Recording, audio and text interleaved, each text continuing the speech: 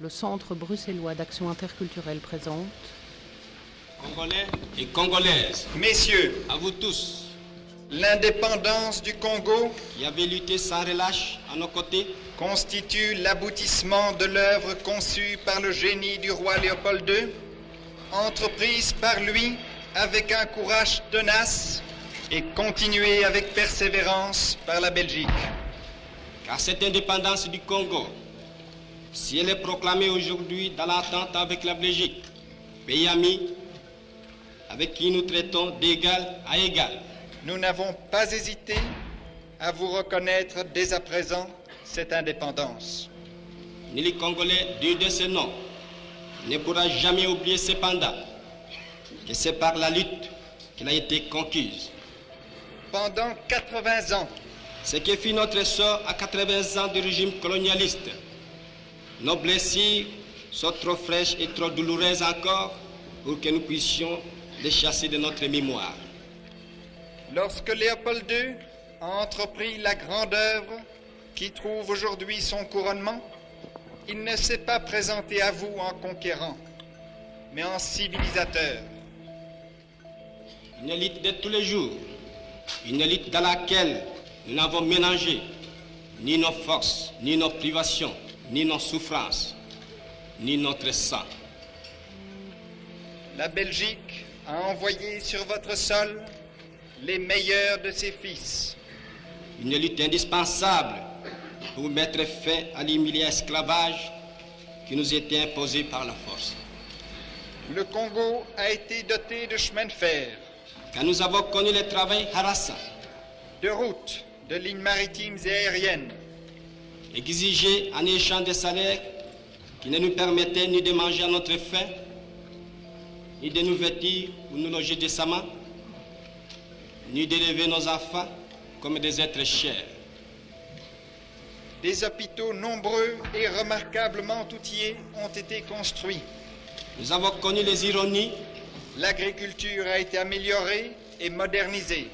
les insultes, les coups que nous devions subir matin, midi et soir, parce que nous étions des nègres. De grandes villes ont été édifiées. Les conditions de l'habitation et l'hygiène traduisent de remarquables progrès. Qui oubliera qu'à un noir, on disait tu, non certes comme à un ami, mais parce que les voeux honorables étaient réservés aux seuls blancs. Des entreprises industrielles ont mis en valeur les richesses naturelles du sol. L'expansion d'une activité économique a été considérable, augmentant ainsi le bien-être de vos populations et dotant le pays de techniciens indispensables à son développement. Nous avons connu que nos terres furent spoliées au nom des textes prétendument légaux qui ne faisaient que reconnaître les droits du plus fort. Un nombre de plus en plus considérable de travailleurs qualifiés appartenant à l'agriculture, à l'industrie, à l'artisanat, au commerce, à l'administration font pénétrer dans toutes les classes de la population l'émancipation individuelle qui constitue la véritable base de toute civilisation. Nous avons connu que la loi n'était jamais la même, selon qu'il s'agissait d'un blanc ou d'un noir. Grâce aux écoles des missions, comme à celles que créèrent les pouvoirs publics, l'éducation de base connaît une extension enviable. Nous avons connu qu'il y avait dans les villes des maisons magnifiques pour les blancs et des paillotes croulantes pour les noirs.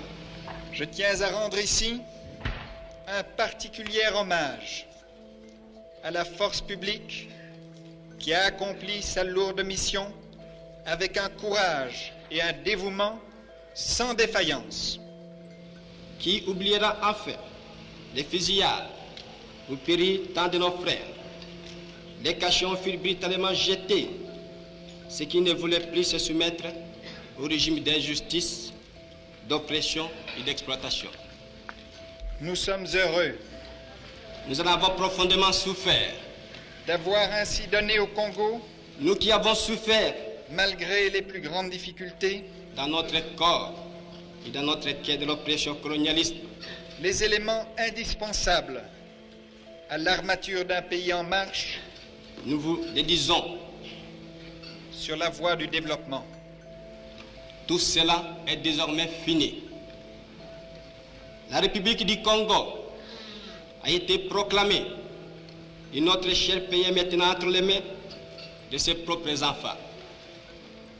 C'est à vous, messieurs, qu'il appartient maintenant, ensemble, de démontrer que nous avons eu raison de vous faire confiance. Nous allons mettre fin à l'oppression de la pensée libre et faire en sorte que tous les citoyens jouissent pleinement des libertés fondamentales prévues dans la Déclaration des droits de l'homme. Les dangers principaux qui vous menacent sont l'inexpérience des populations à se gouverner. Nous allons supprimer efficacement toute discrimination, quelle qu'elle soit, et donner à chacun la juste place que lui vaudra sa dignité humaine, son travail et son dévouement au pays. Et ne remplacez pas les organismes que vous remet la Belgique tant que vous n'êtes pas certain de pouvoir faire mieux. Notre gouvernement, fort, national, populaire, sera le salut de ce pays. N'ayez crainte de vous tourner vers nous. Hommage aux combattants de la liberté nationale. Que Dieu protège le Congo. Vive les Congo indépendants et souverains.